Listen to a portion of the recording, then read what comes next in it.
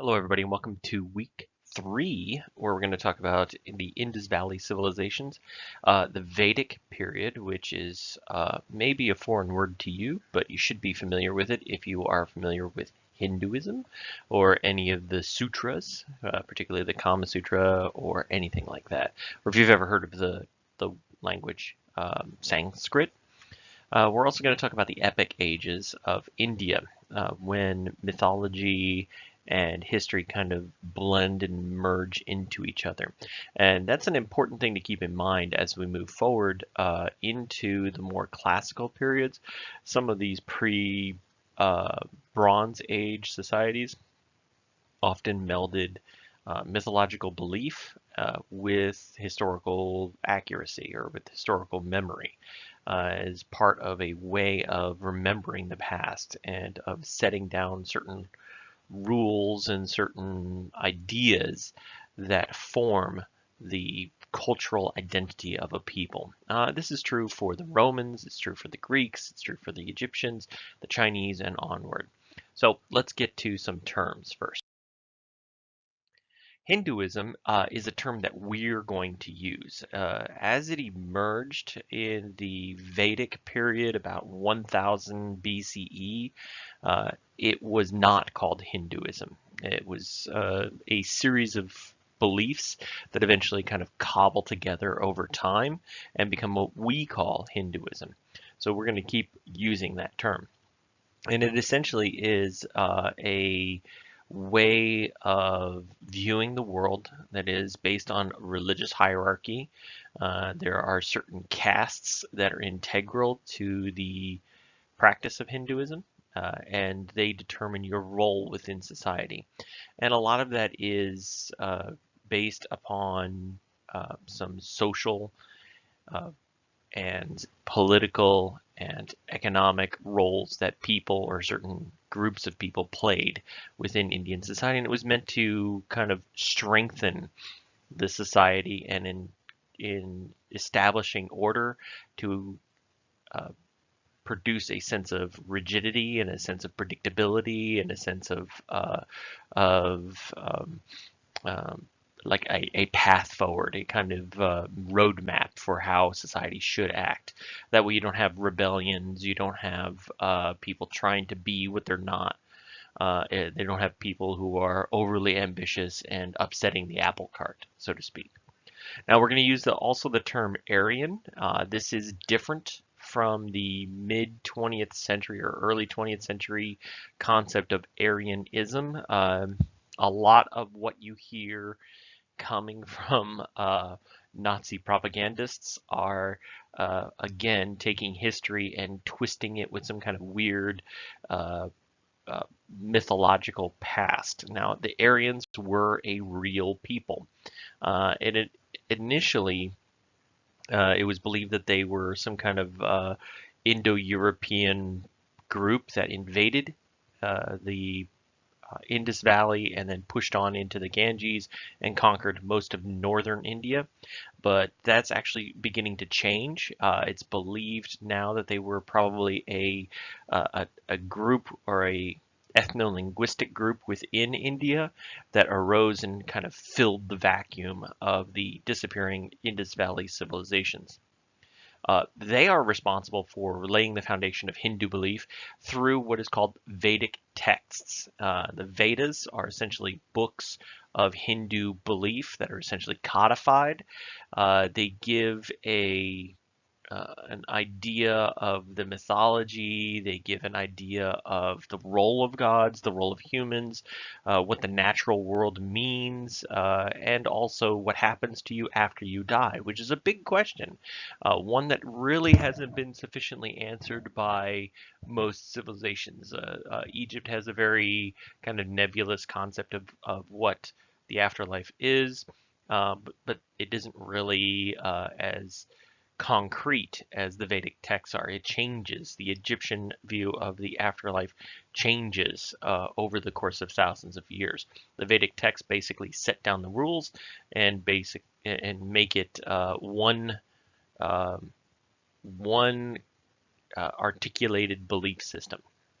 And then finally, we have Mohenjo-Daro. Mohenjo-Daro is a major city. It might be a city-state. It might be one of the major cities of the Harappan civilization, or what we call the Indus Valley Civilization now. With its other sister cities, it comprised one of the largest, most successful early settled societies during the Stone Age and the early Bronze Age. The success of the Indus Valley civilization is just absolutely breathtaking. They have some very modern kind of amenities. They seem to have some of um, the medical treatments that we rely upon. They also seem to have some of the pastimes that we enjoy as well. But that leads us to the first food for thought. Now, the food for thought for this time is that the Indus Valley civilization is essentially lost to the sands of history. We don't know what happened to the Indus Valley civilization. There are no other civilization that is writing down saying, "Hey, this is happening," or even better would be their voice of saying, "Hey, this is happening." Um, to make matters worse, we don't know what their language is. We don't know what it sounds like. We have no idea what these words mean.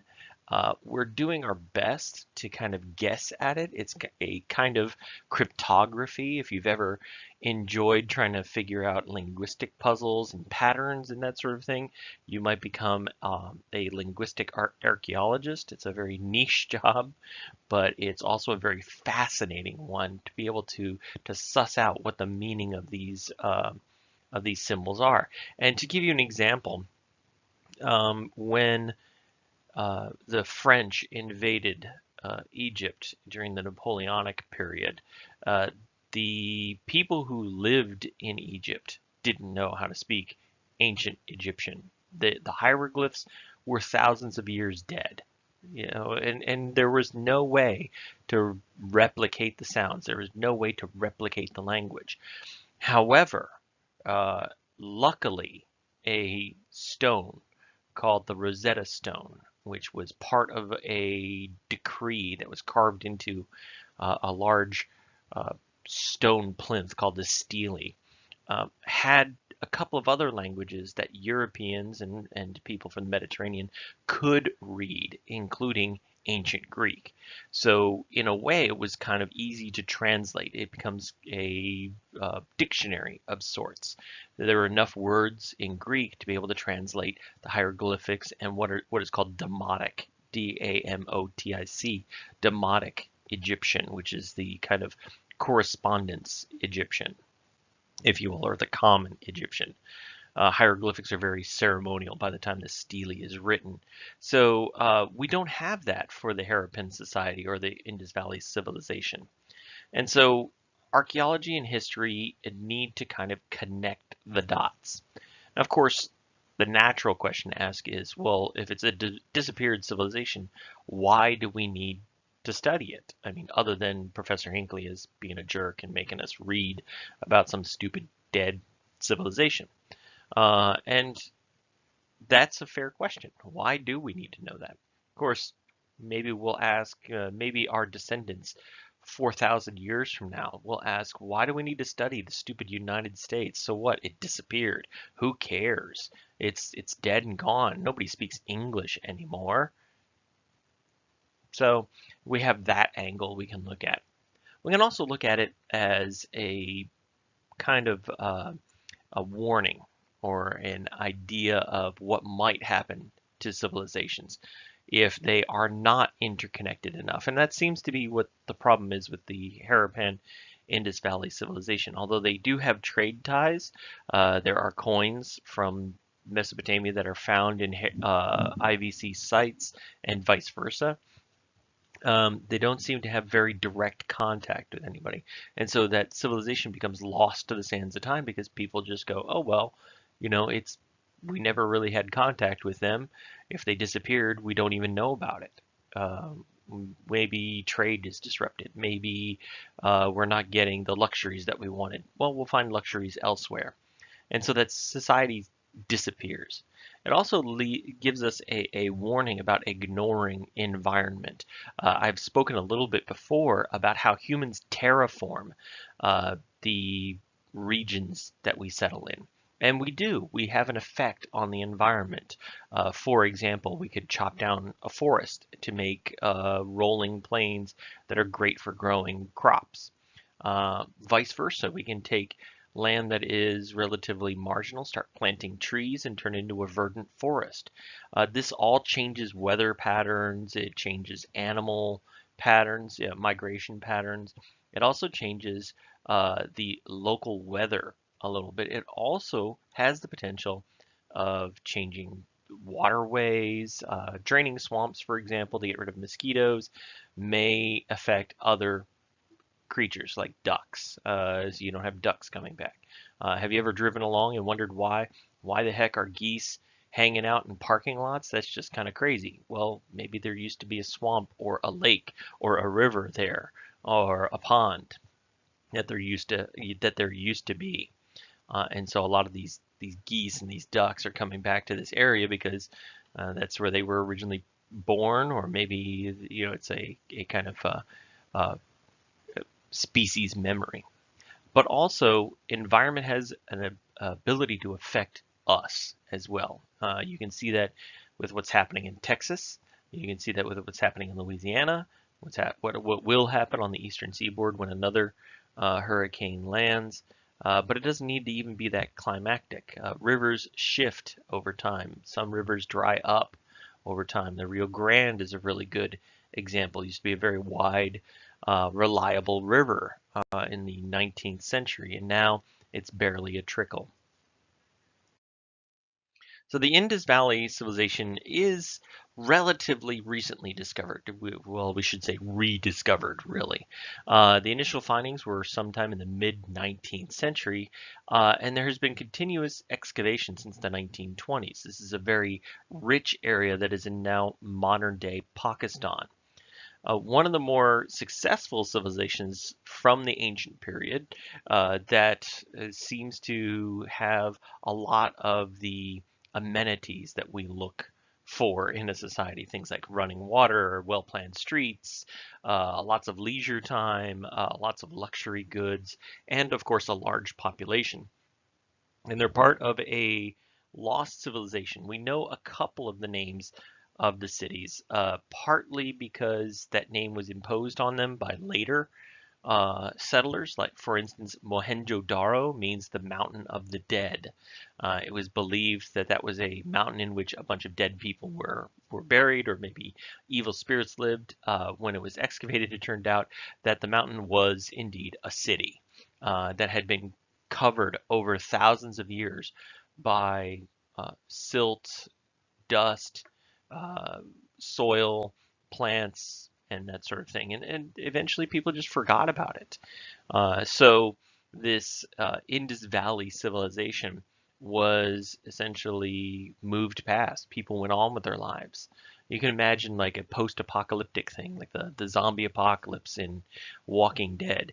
Eventually, people will forget about cities like Atlanta, or they will forget about the United States, and they will carve out their own little societies. And maybe they'll have mythologies about lost cities, or maybe they'll have mythologies about mountains of the dead, sort of thing. The Indus Valley may have been occupied as far back as 7000 BCE by small settled tribes.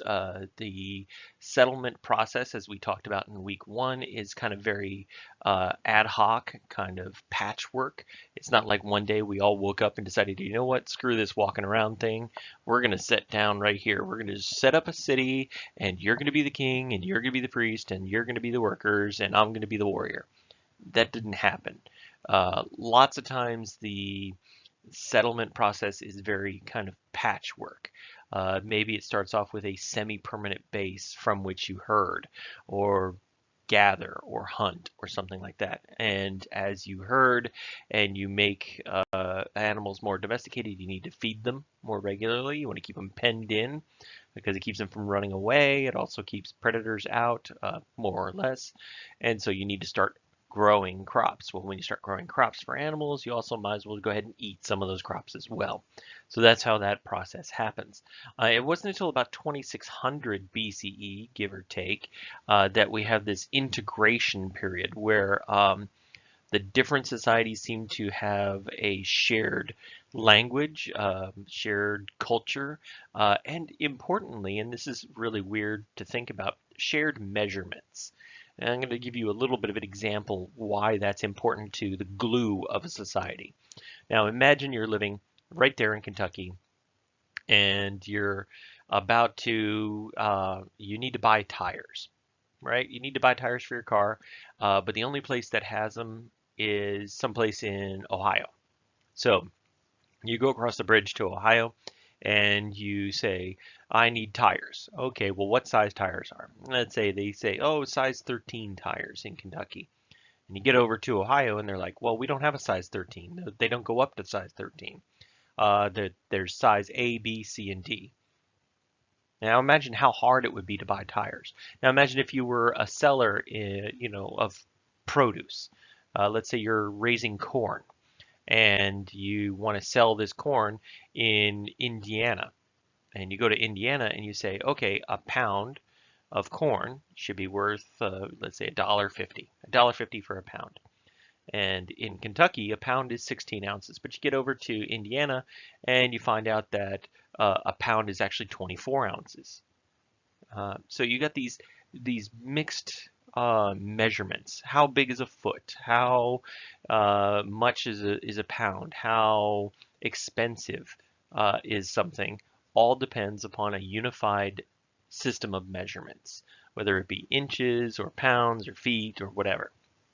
So having this improves trade across borders and kind of homogenizes the society and facilitates this buying and selling up and down the river.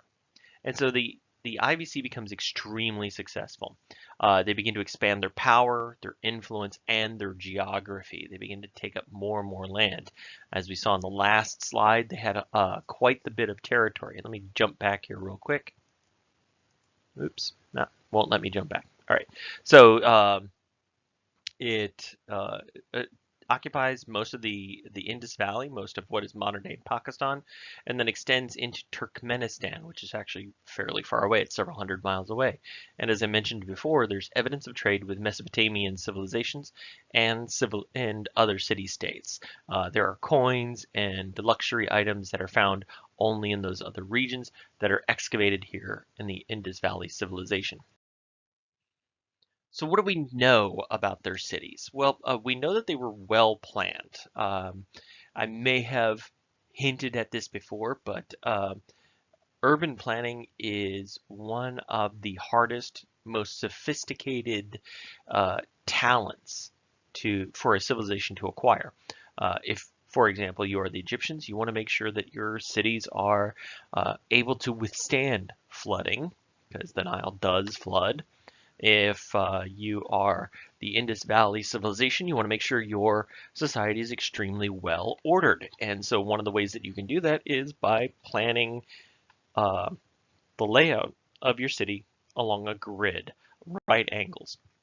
If you've ever been to an older city, or if you've ever been to Europe, you know that some of these cities have very meandering streets. They kind of wind back and forth and up and down, especially if you're in Northern Europe. And that's a very natural way for people to walk. People tend to walk with contours of the land. We don't tend to go, all right, we're going to take a straight line and we're going to walk directly there.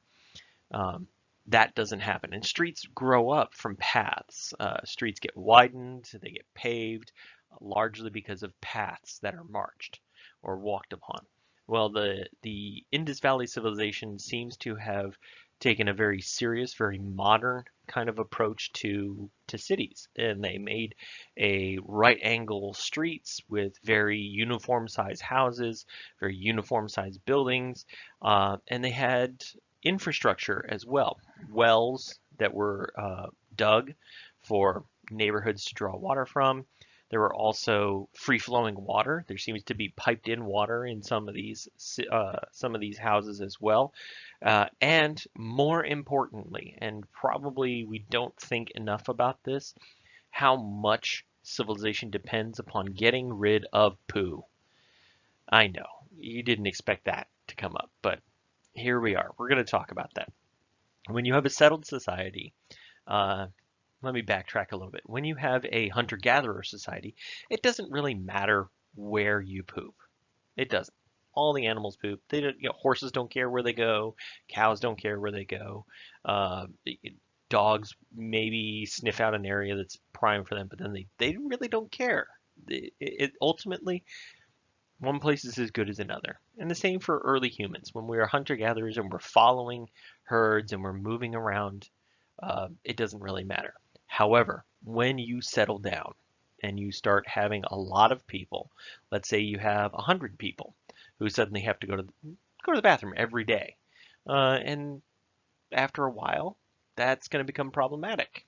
You're going to have all sorts of diseases that are born from that waste, not to mention the smell. And even if you don't poo, you have to pee.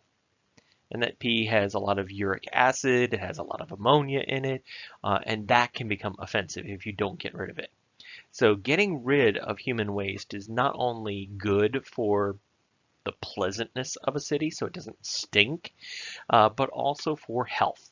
And so the Indus Valley Civilization seems to have come up with a way to kind of create a proto-sewer, an early form of sewer that drained um, uh, poo and pee and all that sort of stuff away.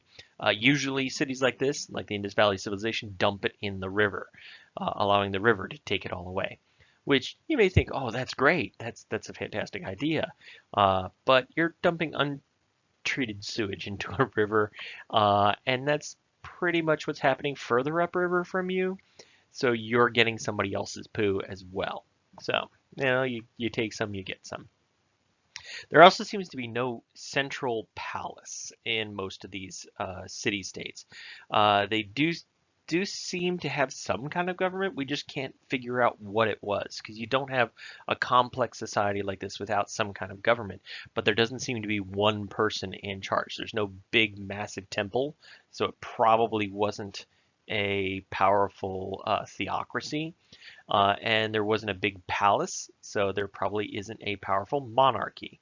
So how did they govern? Well, it's entirely possible that they may have had a democratic kind of council or something like that. Or maybe the priesthood wasn't quite as egotistical as it was in ancient Egypt. Or maybe the monarchy wasn't quite as egotistical as it will be in ancient China. We don't know. So we're just speculating mostly. Now, one of the early beliefs about the disappearance of the Indus Valley Civilization was that Aryans, these outside invaders, came in and wrecked the place. It's a common theme in history. Nomads decide that settled society has become soft and they attempt to invade. And sometimes they're successful and sometimes they're not. But the successful ones tend to smash the civilization that was there before, take all their stuff, and then maybe set up their own civilization as well. A good example for this would be the Mongols. But there's a couple of problems with this theory of the Aryans invading. First, there's no evidence that there was a war. There's no burned out sections of the cities. There's no bodies with wounds that we can tell. There's no, say for instance, bones with sword scars, sword nicks in them. There's no arrowheads. There's no sudden loss of life. There's no mass graves or anything like that. So instead, we had to look at different reasons for the Indus Valley having disappeared. And a dry riverbed provides us the best clue. It seems that maybe the Indus Valley River shifted. Yes, I know, it seems weird. You think about rivers being kind of permanent boundaries, but they're not. They shift all the time. They carve out little chunks of sand or chunks of the bank further upriver, and it changes the course of the entire river. Sometimes this can happen dramatically if there's an earthquake, for example. An earthquake further upland near the mountains where the river starts would dramatically alter the course of the river. And of course, the fact that the river seems to have shifted back to its old route gives us an idea of how movable rivers really can be.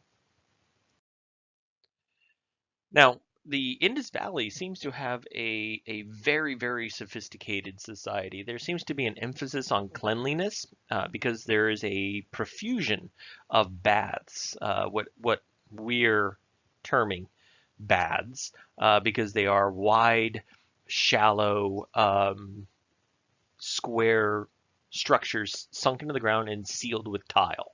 So we've seen that happen in other societies, and we know that their function in other societies was to be baths, like massive public baths, like the Romans used to have, the Greeks used to have, the Minoans and the Mycenaeans used to have.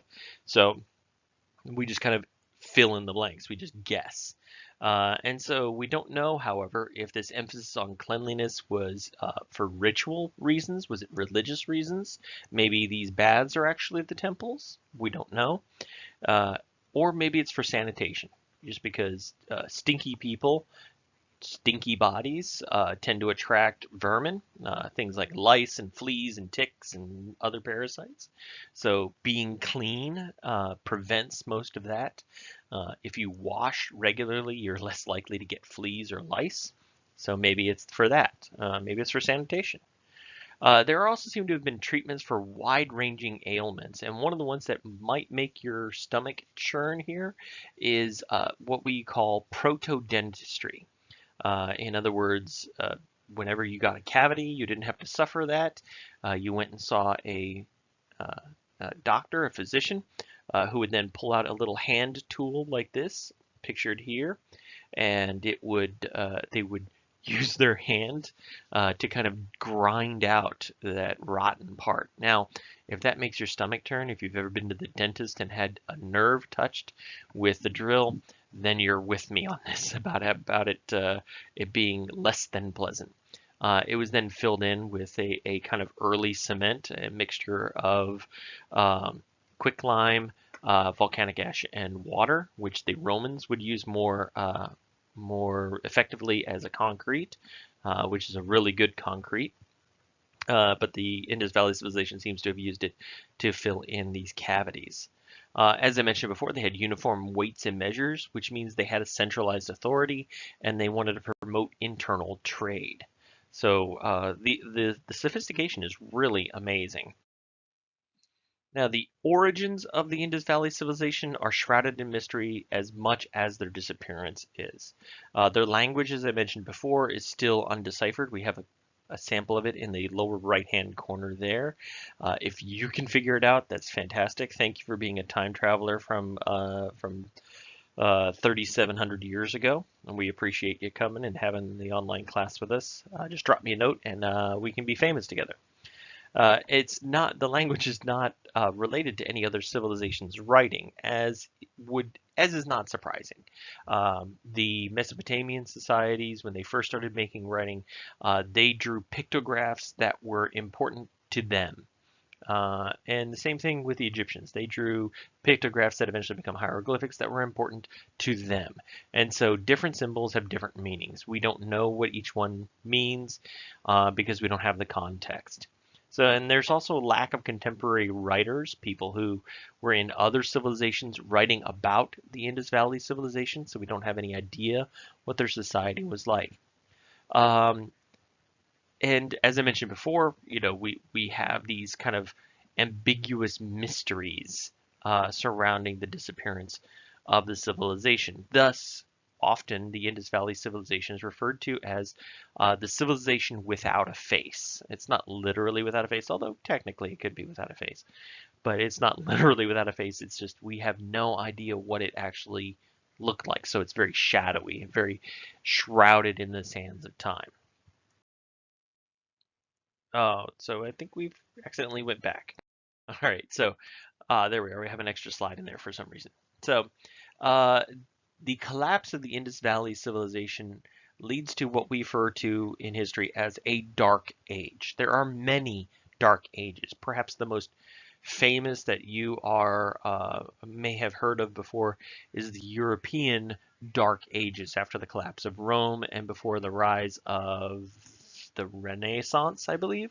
Um, that is a very ambiguous period. We tend to refer to it as the medieval period in European history rather than the Dark Ages. It's a very pejorative term, but it's also a very accurate term in some cases, such as for the Indus Valley Civilization. It's called dark because the writing is lost, so people stop writing.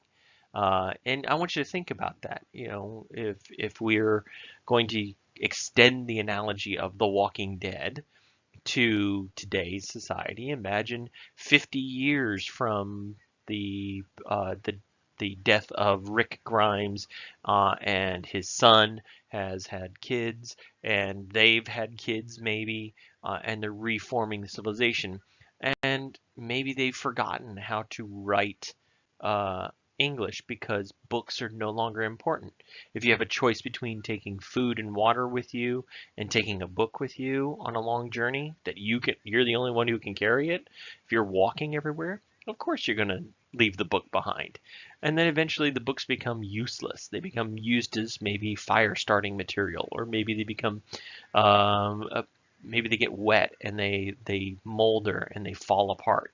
So after 50 or 60 years of neglect, books would disappear. And of course, you don't have an electric grid, so you don't have computers, you don't have computer software to run these computers, you don't have anything to retrieve that information, no way to learn it. So maybe English becomes something else. Maybe a new writing form emerges. Uh, that period between the end of American society and the rise of a new society in The Walking Dead would be a dark period or a dark age. And that's the same thing that's happening here. Um, why do we need to know what happens during that dark period? Well, it's important to understand how humans grapple with disaster. We're always grappling with disaster. Uh, how do we grapple with invasion? How did this society deal with an invasion from the outside if it was invaded? How did it deal with a natural disaster if it was a natural disaster that caused the collapse? And can changes in your environment lead you to abandon your otherwise successful society? And of course, the answer would have to be yes. Obviously, historically, it's true. There are civilizations that disappear. There are civilizations that are ruined by ecological disaster. In our 21st century, we tend to be very arrogant about the environment. There are people who will try to weather storms when hurricanes are coming and they don't leave, or maybe they can't leave. Maybe they're immobile. Maybe they don't have a way to get out fast enough. Maybe they don't have the means to get out fast enough. They don't have the money. Um, so, but there's also people who say, well, I'm not going to leave because if I do, somebody's going to steal my stuff. And they stay and they get arrogant. They forget the awesome power of nature. Hopefully, the tragedies that are happening in Houston and elsewhere remind people that we are very small creatures individually. Even as a society, we are very small and we are at the mercy of forces that are far, far more powerful than we are. So, and there we have the Dark Age. There we are. So the Aryans begin to assert dominance around 1500 BCE. And this is our new era. The Aryans, which are this kind of, they have this different language or different ethnicity from the people who appear to have settled in the Indus Valley Civilization, and they emerge as a dominant culture. Again, we don't know if it's really invasion, but our sense is maybe they were already there, at least partially present in the Indus Valley Civilization before the collapse, and they're merely opportunists who then go on to conquer most of northern India. While conquering most of northern India, they begin to set down their beliefs, their mythologies, their worldview in written texts. Now, the language has since become a dead language. Sanskrit is no longer spoken widely, the same way that classical Latin is not spoken widely, and it is very different from Church Latin. Church Latin is more of a street vernacular of Latin than it is traditional Latin. So the beliefs are set down in Vedas. Vedas are four books, or a series of books that clarify the positions of the gods, that there are three realms for the gods, and also the duties of humanity, that humans live to serve the gods. The gods are very powerful, the gods are very mercurial, and if the humans don't fulfill their role, there's this sense of cosmic or supernatural justice that will visit them. And this lays down the early concept of karma, that karma is the goodwill of the gods that is conveyed to humans. And it's a very ritualistic kind of karma. You can curry the favor of gods by following certain rituals. And who knows these rituals but the priestly caste, which is at the very apex of this proto-Hindu society. So you have the Brahmin, which are the priests. They lead these ceremonies, and of course they're paid for their efforts. So typically the very wealthy are able to afford karma.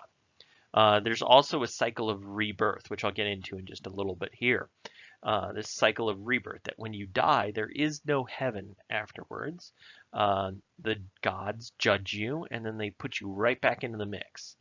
That if you were a good person and you had a lot of karma and you did all the proper rituals and you obeyed all the Vedas, then you could probably ascend to a higher caste when you are reborn. If you weren't a good person, if you didn't do the rituals, if you didn't live within the boundaries of your caste, for example, if you were a priest, you're a priestly caste, but you really, really preferred to make pottery or write poetry or to cultivate a new type of vegetable. You were working outside of your caste, you were accruing negative karma, and so you'd be punished and you'd be born into a lower caste. The problem with this cycle of rebirth, however, is that when you are reborn, you forget all the things that you did in the previous life, so you lose that wisdom. And so the way you regain that wisdom is by fulfilling the duty of your caste and by adhering to the truth of the Vedas. And this is called Dharma, the learning and wisdom of your role within society. And Vedic society begins to spread from the Indus Valley all the way across the northern part of India to the Ganges Valley and a little bit beyond into places like Nepal and Tibet and what is now modern day Bangladesh. And settled kingdoms begin to re-emerge around 1000 BCE. So we have a long period, about 600 years, where there are small settled societies that are not really affiliated with each other, and they don't really become that terribly successful.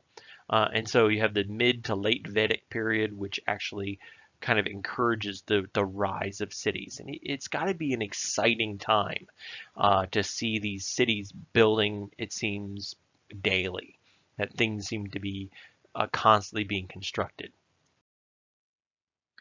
So the emergence of this rigid caste system and strong central kingdoms are roughly contemporary. As the Vedic texts become more widely known, as they become more widely read and more widely adhered to, you start having more centralized kingdoms, not just city-states, but territories beyond there, multiple cities within the domain of one ruler. Do you think this is an accident, that this belief in a rigid hierarchical system and the emergence of a rigid hierarchy are accidental? Do they just happen to coincide? Why would a rigid caste structure be good for a kingdom? And I want you to think about this. And we have these different castes. We have a priestly caste at the top, and then we have the warrior and ruler caste slightly below them. And then below them are the bureaucrats and the artisans like metallurgists and basket weavers and cloth makers. And then below them you have the majority of people, which are agriculture producers. They produce sheep or vegetables or grains or something like that. And then below that, you have this kind of slave labor, the untouchables, if you will, the people who are cast out from society and provide the majority of the labor, but are locked in that system. So why would it be bad for a society overall to have that locked caste system, though? Just think about the ramifications of you were born into this role, you can only complete this role. If you fail to complete this role, you will be punished when you re-enter the cycle. So early Vedic society initially was egalitarian, and it's only over time that it becomes more and more rigid. So political hierarchy is maintained. There is some social mobility. For example, you can have a artisan who becomes a bureaucrat. And that bureaucrat eventually has children that marry into the warrior caste or the aristocracy caste, so that's slightly above for various reasons, usually monetary reasons, or maybe political power. And so you have some movement up and down. Okay, and there was some sexual parity, although not equality. There were female sages, there were female priests, there are female gods, but largely they're seen as not as important as male gods. This becomes more pronounced over time, over the next several hundred years. There was also polyandry. We've heard polygamy. That means having multiple wives. Well, there's also polyandry, where you can have multiple husbands. And divorce was also permissible. Mid to late Vedic society becomes the increasingly rigid, increasingly hereditary, increasingly caste bound belief systems. And the highest duty was your duty to your caste. As I mentioned before, the kshatriya, the warrior caste, it is better to be a bad general or a bad military commander than it was to be an amazing poet, or to be an amazing cooper, or to be an amazing animal breeder, right?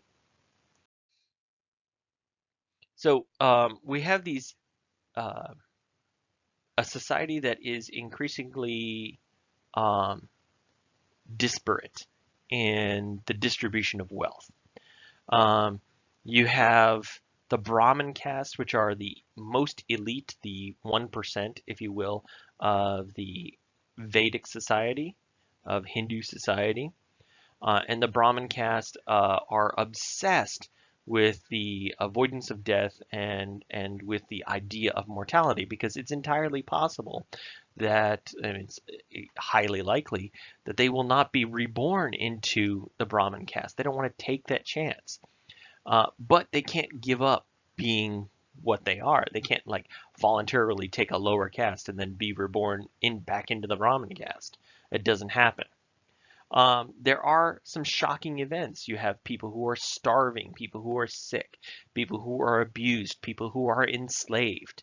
And so within the Vedic society, by the time we get to about 600 BCE, there is a sense that life isn't fair. This isn't justice.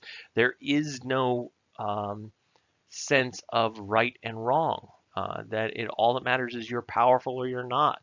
And so life becomes a cycle of grief and pain. Most poor people will agree that it's not easy being poor. It's not that they're lazy, it's really hard. It's draining to be poor. Um, and so there are there are people who are um, trying to find a way to break this cycle for themselves. And one of these is a man named Siddhartha Gautama. Around the 6th century BCE, he was born to a fairly powerful chieftain that lived in what is now modern-day Nepal. He grew up very well off, very privileged, and allegedly there was a prophecy tied with his birth that he was either going to become a great emperor or he was going to become a great religious figure. And his father wanted to keep him in the family and wanted, of course, his family to gain a lot of power and to become an emperor, because becoming an emperor, that's de facto, that's the gods moving you up in caste while you're still alive. That's great, right? So the story goes, and it's this kind of very ritualistic, almost unbelievable story that Gautama was surrounded by beautiful people, by healthy people. Whenever a servant seemed to grow old, they were replaced with somebody who looked a lot like them. If they got sick, they were replaced by somebody who looked a lot like them. So he was always surrounded by youth and vitality and beauty. And one day he went to ride his elephant because, what else are you going to do? You're a bored teenager. You're going to ride your elephant around town. And he did this regularly, and his father would ensure that the route that he took was carefully controlled so that he would never see anything despairing. Uh, Unfortunately, this one time Gautama takes a right when he should have taken a left, or maybe he takes a left when he should have taken a right.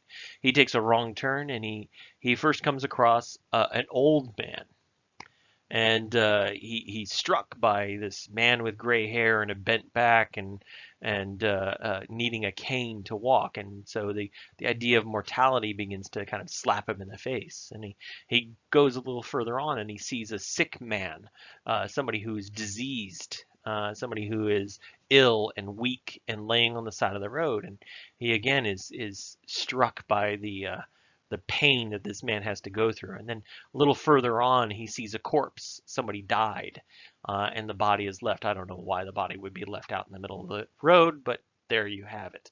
And so you have this kind of semi-mythological call to action, if you will, for Siddhartha Gautama. And he begins to pursue this line of questioning, like how can we break this cycle of pain and suffering and death? And initially, he goes so far as to join what's called an ascetic order. An ascetic order are people who deny the desires of the flesh in order to try to attain enlightenment. So they will eat very little, or they will mortify their flesh, or they will not speak, or they will not wear clothes, or they'll live out in the wilderness, or they'll sit on top of a pillar, or they'll hide themselves in a cave, or things like that. And he tried that, but he found after a while that this form of approaching the world was as bad and as selfish as being hedonistic was, because you're deriving pleasure from mortification of your flesh, or you're deriving pleasure from starving yourself, and so you're doing it for the wrong reasons. And he begins to come around to this idea of there has to be a middle path. And that's initially what Buddhism was called, the middle path. Now, one day, while contemplating this middle path, there must be a better way, Siddhartha Gautama sits beneath a tree called the Bodhi tree. It's a variety of tree, like an oak or an ash or elm or something like that. He sits underneath the Bodhi tree and he's watching a farmer till the field. And he notices that when the farmer tills the field, he's churning up worms and bugs from the earth. And when he does that, birds come down and they pluck the bugs from the field. And sometimes the birds fight over the food that gets plucked from the field, and the farmer is sweating under the baking sun, and he sees the ox that's pulling the plow is struggling through the earth, and he realizes that all life has this element of suffering to it, that you're born and there's a kind of suffering. throughout your life. It's not a continual, like, I'm always in pain, but there are lots of disappointments. There are a lot of heartbreaks. There are a lot of things that make you angry or make you sad. And that all life is suffering. And that suffering is largely because we believe that the world should be differently. And we believe that we deserve certain things. We desire certain outcomes. And when those outcomes are not met, we are disappointed. When those outcomes are not in our favor, we are angry. And then in order to break this cycle of suffering, we have to break our dependence upon desire. And by breaking our dependence upon desire, we eliminate that feeling of being out of control, of disappointment, of negativity, of anger. We break that. And then there's this eightfold path that you eventually can follow that leads to nirvana, or the cessation of this cycle of life, birth, or life and birth, pain, suffering, death, and rebirth.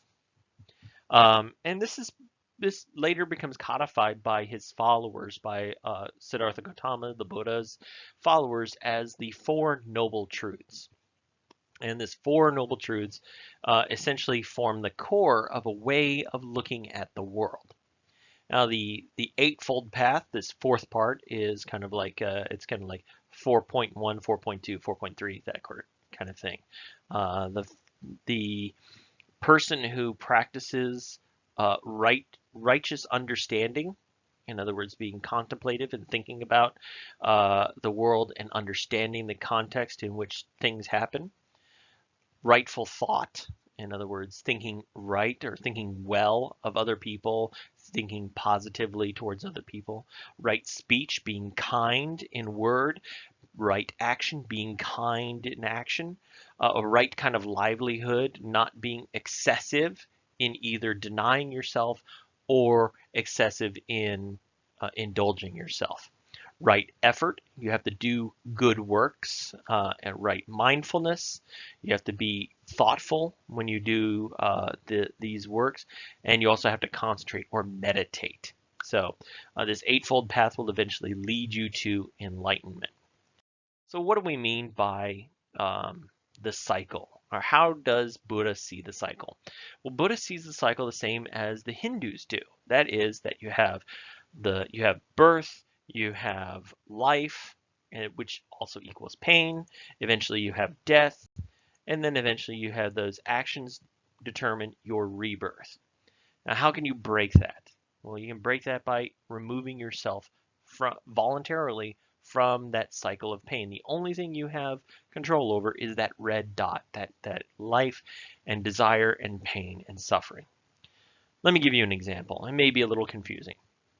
Let me give you an example and think about something that you are proud to have in your life. It could be a house, it could be a car, it could be a record collection, it could be books, it could be something like that. And I want you to think about, you go to work one day and you come home and you find that it's somehow been damaged. It's been set on fire, or it's been stolen, or it's been broken in some way. Let's take, for instance, your car. I'll use that as an example. You love your car, you come out, and somebody has stolen the tires, and a tree branch has fallen onto your car, and it's on fire now. Like the worst possible thing that could happen, right? What is your reaction? Most people's reaction would be anger and confusion and being upset, right? And so why do we have that? Why do we have that? Isn't that a negative emotion? That negative emotion is tied to our ownership of the object. Now, Buddha would say that actually it's not us that owns the object, but the object that owns us. Because if we die, if we're set on fire, if we're stolen, if we have a tree branch hit on us, the car doesn't feel any different. The car just is. But we are being manipulated by the object. Our emotions are being manipulated by the object. So by relinquishing ownership, by relinquishing this sense that that is mine and somebody is taking it away from me, by relinquishing that, we come to a more peaceful sense of life. We come to a more egalitarian sense of life. We realize that regardless of how well we take care of that car, it will break down. Regardless of how well we safeguard that car, it might get stolen or it might get crushed by a tree. And we should be okay with that. Mountains fall, rivers shift, everything is constantly in flux. The only constant in the universe is change. Empires rise and fall, politicians rise and fall, ideas rise and fall. Let it all go. Don't be so tied into it. So the cycle can be broken. How can it be broken? By humans. Human desire drives negativity. That negativity leads to violence and hate and greed. And by releasing your claim upon the world, now that doesn't mean you don't get to love somebody. And it doesn't mean that you failed in Buddhism if you grieve for their loss. Grief is fine. Grief is okay. Grief is a natural aspect. But when it leads to that negative, violent, or hateful, or greediness, imagine a possessive spouse who's like, "Where have you been? What have you been doing?" Doesn't that breed negativity, right? Mortals have the ability to attain perfect wisdom, which Buddha borrows this concept of dharma. That dharma is not handed down by the gods. The gods actually are kind of stupid in Buddhism. Gods don't suffer. They don't hunger. They don't feel cold. They don't feel thirsty. And so they don't suffer. They don't suffer from lack. And so how can they really know what it means? How can they dispense wisdom? So the idea of divine or divine punishment, such as karma, is there, but it's not handed down by the gods. The gods aren't punishing you. It's your own actions that come to bite you in the butt. This kind of like the universe will boomerang that to you. If you do bad things, eventually bad things happen to you. And then you can achieve a release from pain, nirvana, which is not the same as heaven. It's transcending this cycle, the human cycle, and that all existence, all of it, is in a chain of causality. That essentially the suffering that we inflict upon our spouse will be inflicted upon our children. The suffering that is inflicted on our children will be spread to animals or to other children, and a kind of ripple effect, right? So if we break that chain, we can help others achieve nirvana as well. So I mentioned before about the gods and the gods being stupid. In the Vedic text, the gods are the seat of wisdom. In fact, most religions believe that God or the gods are absolutely perfectly wise. In Buddhism, that's not necessarily true. In fact, when Buddha dies in his 80s, it's said that he physically ascends into the heavens to help enlighten the gods.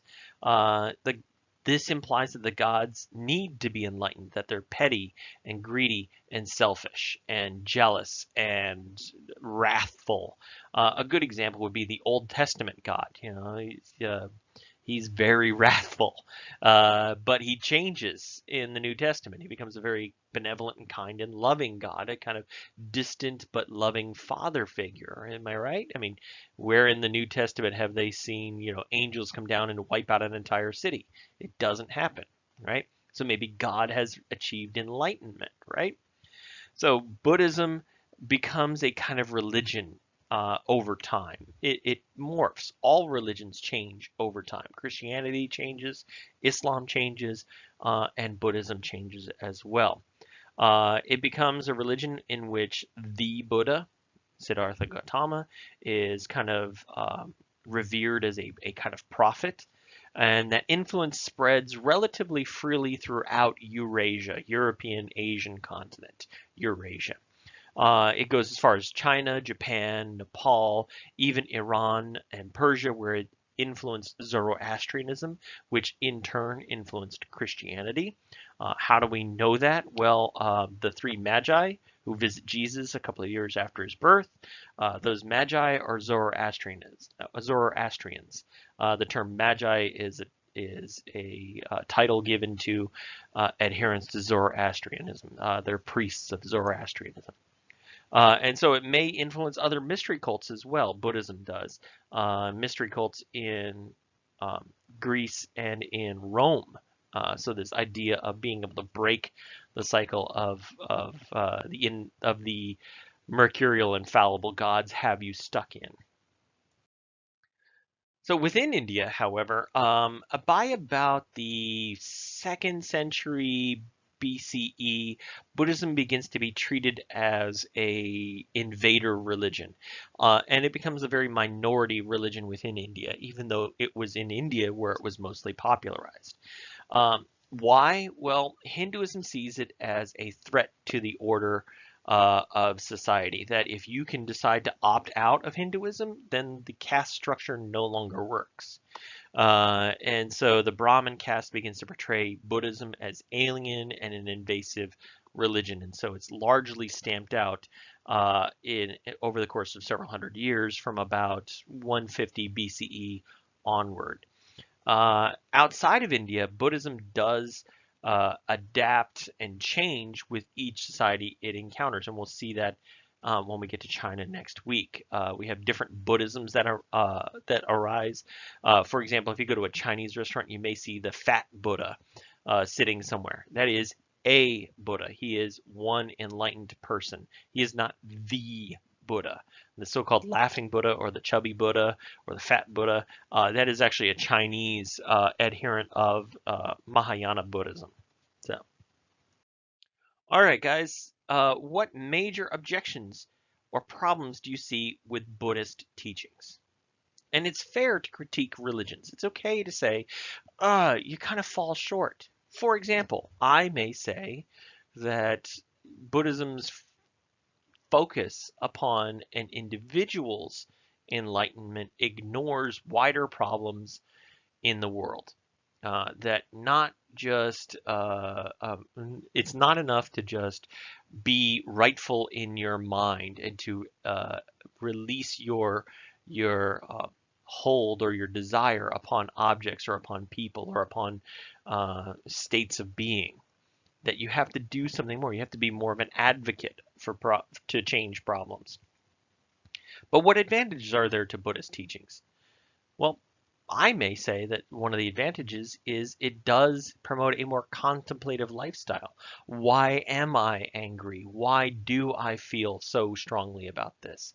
Can I not see this other person's position? How does this philosophy or religion help address injustice? On one hand, you could probably say, well, it breaks that uh, rigid hierarchy. I can become a Buddhist and no longer adhere to Hinduism. And that allows me social mobility. It allows me to follow my destiny. Maybe I was intended to be a better merchant, for example, instead of being a farmer. That's entirely possible. But it also maybe falls short in helping address injustice. Maybe it's a little too personal. Who knows? And why do mortals get the monopoly on wisdom? And I want you to think about what I said about the gods. The gods don't have to be hungry. The gods don't have to worry about shelter. The gods don't have to worry about being struck by lightning. They don't have to worry about about a tree falling on their car, right? So why do mortals get to have perfect wisdom? How is that a change in point of view from other established religions? Imagine that humans have the capability of being perfectly wise where the gods are not. So this period of Vedic India is considered one of the golden ages of the subcontinent, particularly for literature, not just for religious reasons. And just so you know, it's not all about religion in India. It's not. There are certain um, achievements that happen. For instance, the Bhagavad Gita, which is often referred to as the Hindu Bible, was written in 400 BCE. This is a kind of codification of the ideas that were first articulated in the Vedic texts.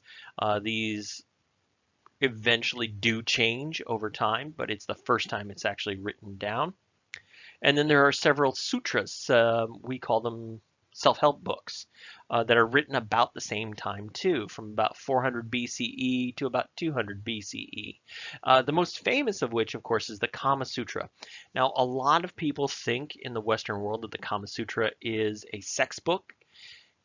It can be, yes. It was edited in the 1970s, 60s and 70s by a Western editor who wanted to take all the juicy pornographic bits and put them in there.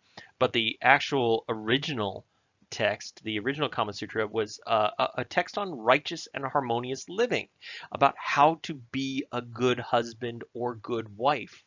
And one of the ways that you do that is through interesting sex. Through keeping them happy, right? It also meditates on the nature of love. What is love? Why do we love? How can we love more fully? And also how to raise a harmonious family, how to be a good dad, how to be a good mom, how not to raise broken and messed up in the head children, right? So the sutras have a lot to teach us, or at least a lot of insight for us during this, what we call the Epic Age. After the Vedic Age, you have this Epic Age from about 400 BCE. All right, that is it for this week. Chapter 3 this week. Don't forget to read your sources. There are extra materials that I've put on the site for your exploring. And if you have any problems or questions with the material, please do email me as soon as possible.